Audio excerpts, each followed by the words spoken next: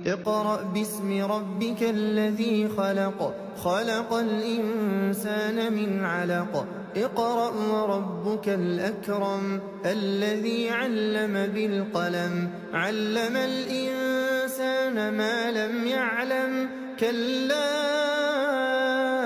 إن الإنسان ليطغى أن رآه استغنى إن إلى ربك الرجعى أرأيت الذي ينهى عبدا إذا صلى أرأيت إن كان على الهدى أو أمر بالتقوى أرأيت إن كذب وتولى ألم يعلم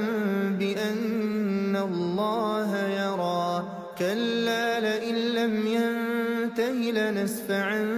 بالناصية ناصية